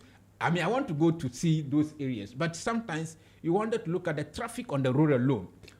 From here to where they're going down is another issue that we have to be looking at. So it is something that we need to as a country, look at very, very well, drive it, and then becomes a government-driven policy. And then not only in government, but also the private sector. The incentive that the government will have to put in for the young one who want to enter into tourism. The areas which are not being exploited. I mean, for example, you go to Keta, there are so many sightseeing in Keta you can see in that respect. So how do we promote all those areas? Yeah. So it's something that you have to be look at. Yeah. Tax exemptions, you see, if you want to exempt everything, that means that government will not get anything in order to do. No, but that's where we're saying that it should be targeted. Yes. So you see, for me, I don't believe in general exemption. Yes, government needs money. But whilst government needs money, you also try to see what can government also do. So things that government cannot do and the private sector wants to do, can government come in a way to help them? I don't believe that as a blanket exemption that every hotel industry should be exempted from. No, even if we put it in that, there must be a monitoring system put in place so that one thing is that if you grant them general exemption, government is going to lose. And at the end of the day, the money is going to go into people's pockets. I remember when government announced, exemption on spare parts at Abosokai. we were told that the prices of the things were going to come down. I came and said, no, guys, the way we are doing this and it's too blanket. Yeah. People are just going to pocket it. Prices will never come down. And true, nothing came down. So for me, whatever exemption we want to put in place should be targeted. And that's why I like this tax exemption on private investors. So government says that if you're a private investor and you want to, we know you are not necessarily a profit making. I can only exempt you on your profit from the school fees and other things only when you plow back to develop the investing. So why can't we put some of those targeted, measured exemptions? You only enjoy it when you have met some yardstick or some matrices. Other than that, people are going to benefit. But the truth be told is that cost of tourism is expensive in Ghana. Yeah. Hotel is expensive. So can we sit down? Maybe let the Hotels Association come. Let's sit down. Why is it that per night in a hotel is so expensive? What are the things that goes into it? What elements come from taxation? And what can government do? If we give you this exemption, what do you intend to bring back to the state or to the economy? We look at it, then we grant them. But we can't let it be the way it is. Other than that, I mean, go to Egypt. They are forts and they are, they don't even have many sites like we even do in Ghana. Okay. Dubai, how many? Is it a desert? Sun will be scorching you. Yet people are trooping and going there. Why? Because they've been able to target it properly. Government has come in. And government tools could be that, like Fred is saying, government spending money to sustain the industry through the road network and all those things. Or where government thinks that I can dash you something and not for you to do something, maybe through taxes. Then government comes in to do. But if you leave it the way it is, you realize that we're going to lose out. President, you know something? One thing that normally drives taxation and people try to comply with taxes, they want to see tangible thing that government has done with my tax money for the previous year. Yeah. So if I have paid tax, I want to see that the road in front of my house is properly done. There is no pothole that will break my car for me to go to the shop the following day to go and spend money. So we know that government borrow a lot of money to go and do construction. But when you see the road being constructed, they will put that this road is funded by IMF, this road is funded by World Bank, a loan construct. Meanwhile, after you've taken the loan from the IMF, the World Bank, you still have to pay with the taxes that you have paid. You've paid. Yeah. So why don't you advertise this road is constructed by our money? And put it on the billboard that you have, instead of doing it, it is a loan contractor from this place, which we need to look at, because it's another way of trying to incentivize, trying to bring people's mind back that, okay, the taxes you're paying is used for road construction from here to Amejope.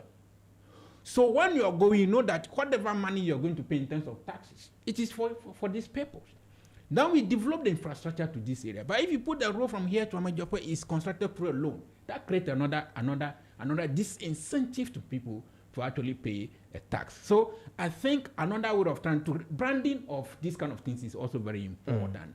Then also, like you said, the hotel issues are very expensive.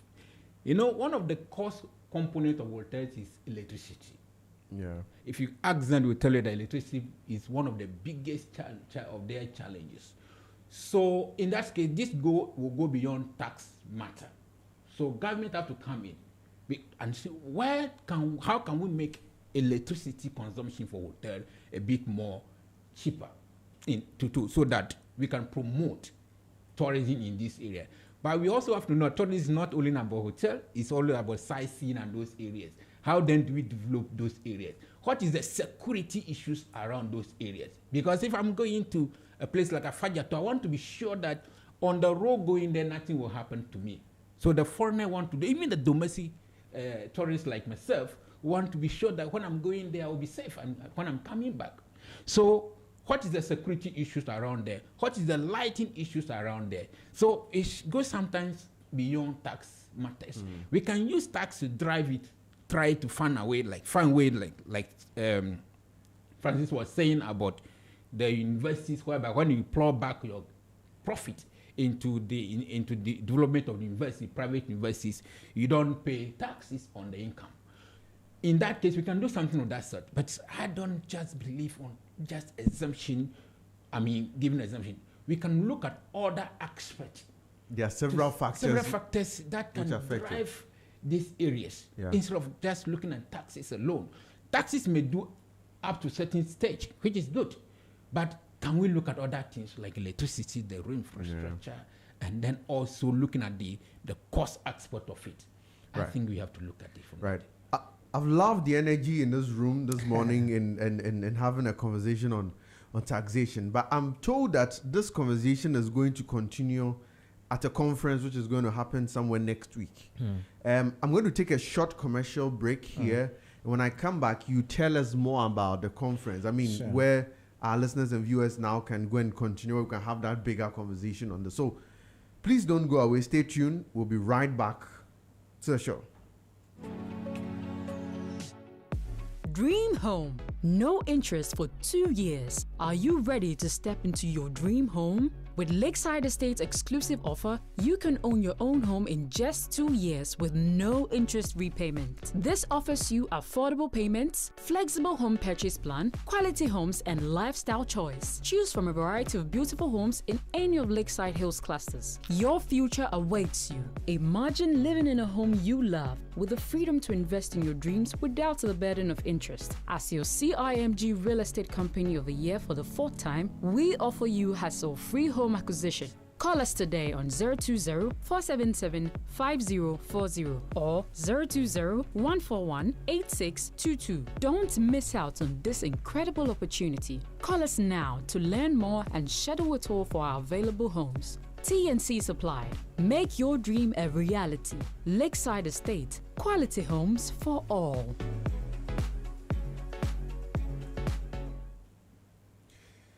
Many thanks for staying with us on the Focus on Z101.9 FM.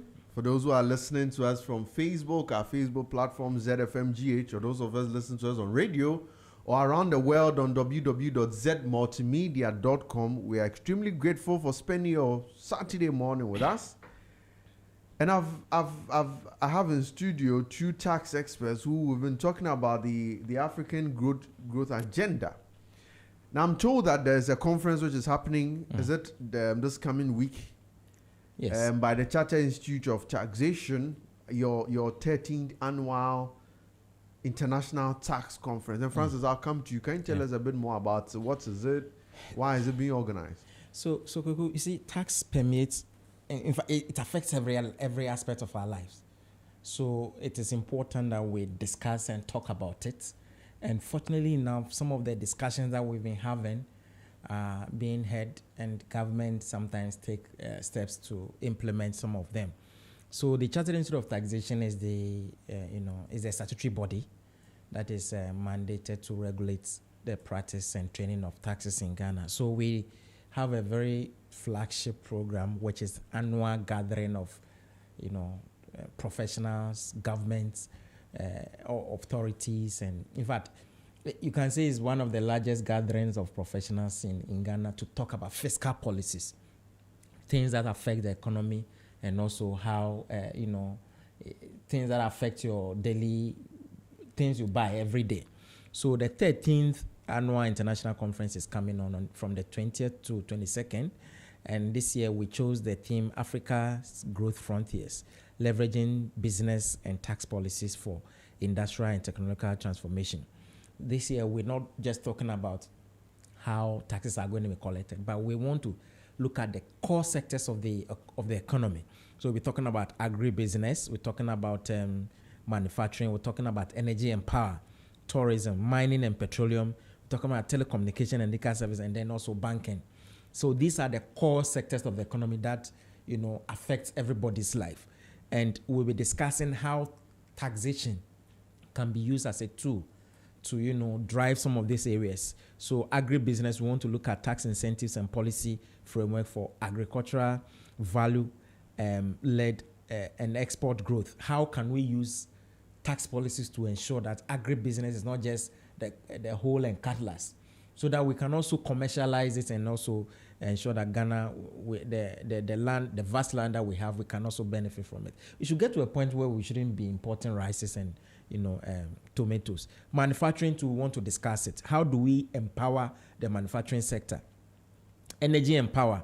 Remember the last government was discussing how they could bring back VAT on household consumption of electricity. All of these things are going to be discussed. Today we are seeing we paying 1 CD for fuel levy, the energy sector levy. What is happening in the energy and then the power sector? How can we use taxation as a tool to help? Tourism, we've spoken a lot about it here. Mining and petroleum. How do we ensure that we get the right resources from the natural resources that government, God has endowed us? Is it just producing the gold? And what does Ghana benefit from the gold production? Telecom and digitalization. Today, everything is digitalized. We hear people talking about the price of data. How much it's even in the telecom sector in terms of taxation and the data that you buy. We are going to discuss, and I believe that some fantastic ideas are going to be proposed. And then we'll see how we can use that one to better the lives of everybody. Banking and financial services. We also want to talk about following the banking collapse. How can the banking sector be incentivized to, provide more, robust financing support for the economy? So these are very important topics that, in the end, you think that it's not going to affect you, but government will receive a communique, and then they will factor it into the budget that they will be read. Coming November 2025. So we believe that is a very important discussion wherever you are and listening to us. It's important that you register. We invite also, corporate business. But who can come? Who can come? Anybody, any professional, whether you are a tax person. But it's not limited to taxation. Come and tell us what you think that government should, should consider. In fact, it's a biggest platform where you're going to meet all the tax policy people there. Tell them that, look, this policy you brought is affecting my business, is doing this to my business. I think this is the way it should go. And we'll put all the ideas together, put it in a form of communique, and then we send it to government for inclusion. The good thing is that every year when we send communique, and government sometimes considers it. For example, this year we had the mid-year budget, but the finance minister says that they are going to reform the VAT. The e-levy, the last time we spoke about it, we said that it's affecting the financial sector. Fortunately, when the new government came, they scrapped it. So it is a very big platform for collecting inputs. And this year, what makes it unique is that we are going to have a roundtable discussion where we group everybody. Tell us what you think about the manufacturing sector. So it's good that even the associations, manufacturing associations, and all those people should come, because they are the players. So hotel association, come and tell us. We've been discussing about the cost of hotel. Come and tell us what goes into it. And then government can look at what they can do with tax policy. It's going to form part of your communication that you can give to it's going to form part of the communication. Mm-hmm. Okay. Fred, I think you wanted to say something? Okay. Just like Francis said, tax affect every aspect of our life. And there are instances where business people, everybody pays tax. That's nothing. Definitely, if you're not paying tax, if your business GRA will come after. Definitely one day. Or you buy something which has tax. You definitely will have to pay the taxes. So on the basis of that, it is expected that this being one of the biggest platform of taxation we have in the year in Ghana, which is being pioneered by the Chartered Institute of Taxation, the institution that is required to regulate tax practice and tax education in everywhere, universities and everywhere.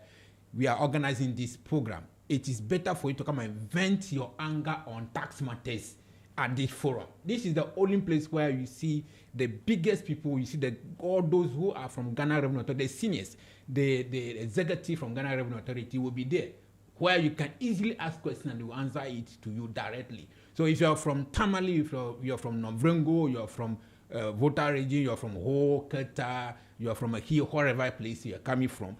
This is the place where you meet those who matters most on matters of taxation. You ask the relevant question because the topic selected affect every aspect of our life. Agribusiness, manufacturing, tourism, and even importation and export of goods. Yeah.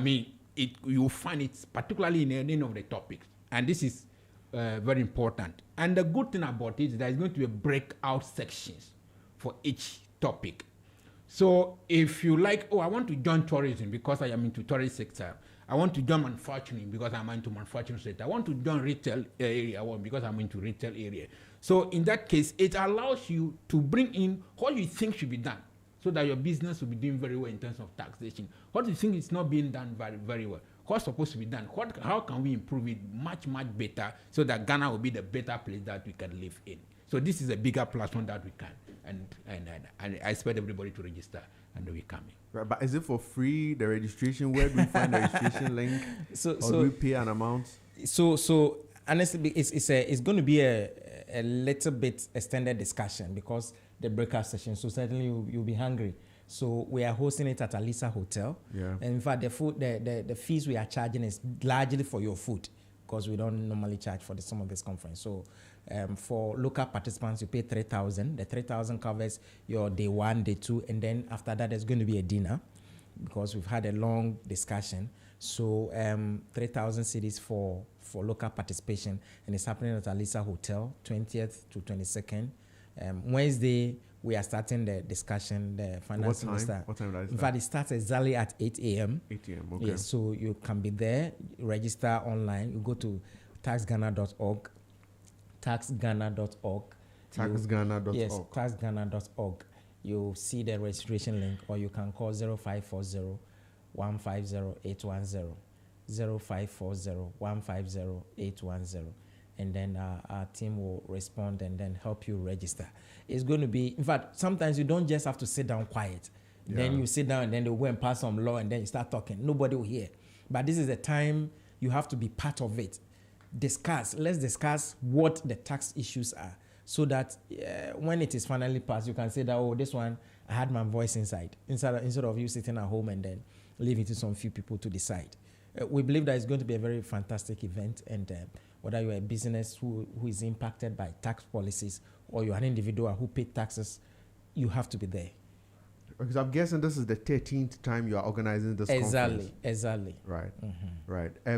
You mentioned this for everybody, but just to emphasize, how about students? Are there any arrangement for students, maybe tax students somewhere? So tax students have a discount of 1,000. So tax students are paying 2,000 cedis. And like I said, the fee is largely for your conference materials, your bags, and then the food that you'll be taking at the conference venue. Okay, what's the dress code? Largely formal. You should be formal because we're talking about, people from the Ministry of Finance, people from GRA. So it's a formal gathering. You can be, today African dress is also a nice formal dress, but certainly it's going to be a conference. So just dress decently and that is a word, decent dress. You say formal, somebody want to, I have to go and buy a new coat that will add to my cost again. So you don't need to. Yeah. So just like dress decently. Kweku's dress is a formal African dress. And the most important thing is that the Minister of Finance is going to be there. Oh. And okay. You can pick a phone and call the Minister of Finance. But once he's there, you ask a question and he will be able to answer it for you, even right there.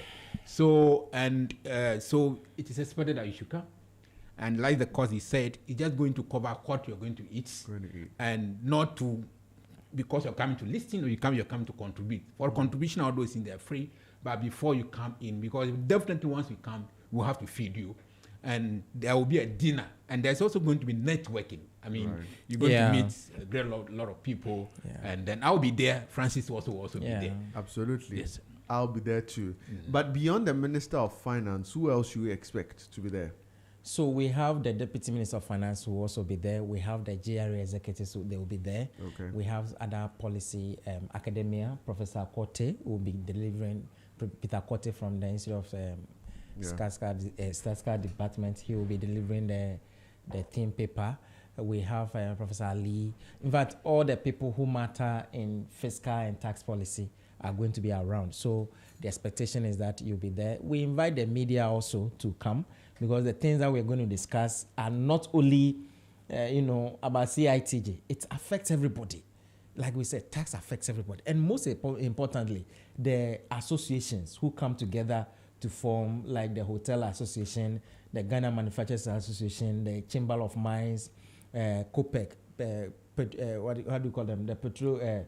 Oil Consumers Association, those come, let's all discuss because there are certain issues that we need to discuss. For example, the power sector, the 1 cedi fuel levy. To what extent can we sustain it? We need to come together and look at what needs to be done. And for me, we shouldn't leave it for just few people to discuss. And that's why we are going to have breakout sessions. Bring your inputs. At the end of the conference, you can even bring a paper that I want you to consider this and submit it to the Minister of Finance. And because we have that bigger platform, I think that he listens. And one typical example is the reforms that they are going to do. It was very massive during last year's conference. Absolutely. And I think I can also mention that ZFM is also a media partner to this conference, so I can add my voice to say that everybody must find themselves there. I mean, this is a conference that I don't think anybody wants to miss, especially where, as I said, tax gives us palpitations. So then you're creating a platform for people to come and voice out their frustration. I recall there was once I attended this conference, this guy who, I think he cultivates noni. That was the first time I even got to know there was an industry for noni. And the guy, then the ministers, I mean, it was the previous government, all the industry players were there. The guy made sure his noni conversation was heard. They will off his microphone, he'll go and stand at the corner and start saying, and every question they ask or any contribution, noni must feature. Definitely he got noticed. I think they invited him to the side. I'm sure they'll invite him for further conversations on it. So I think that there's a good opportunity for everybody, every player of the any aspect of the sector of the economy who is affected by tax to take advantage of this show and or of this conference. I mean, and definitely, I'm pretty sure that it's all going to feed into the better Africa agenda we are all trying to drive. And Kweku, we must say thank you to ZFM. I think that if you really want to talk about tax and business education, we can say your station is on top. I remember when we were doing the WAUTI, we were talking about matters that affect business. And in fact, we have always partners. So I'd like to say thank you to you and your team, especially Nana, who grants us the opportunity to come and educate our listeners. And I think that with knowledge, business can prosper. So thank you very much for this opportunity. Thank you very much, gentlemen, for gracing our studios this morning. I can give just a minute each for your wrapping words, your final words. Let me start with 1 minute. Who should I go to first? Okay, I'll start with. so let me start. So I think that we invite everybody to come. Don't let tax discussion leave it in just some few people's hand. Tourism, manufacturing, agribusiness, all of these things, government can do something, and we will have to shape, the discussion, and we invite everybody to come. That's what I would say. All right, Senior. Okay, thank you very much. I think we have had a lot of discussion, although this will not be the end, but the main discussion will be at the conference, and I expect everybody to come. I mean, tax affects you, and this is the platform that you can use to vent your anger on tax. No matter how it thinks, there are two things for sure: death and taxes. You definitely need one. You definitely die, and you definitely pay tax. Interesting. It says that it's an opportunity to come and vent your anger. I like that part. There's a lot of anger in the tax space, I guess. And there's that thing where you don't understand it too much, because not many people understand tax issues. Yeah. But you are being killed by it. You don't understand what is happening. All you know is that your prices are just going high. But thank you very much, gentlemen. Thank you very much, Fred Awuti Esquire, Francis Timor. Thank you extremely very much for spending your Saturday morning with us to help educate us. We are very grateful for your time this morning and for the insightful conversation you have given to us, especially on the Africa growth agenda and the impact of taxes on businesses. Thank you very much again, gentlemen.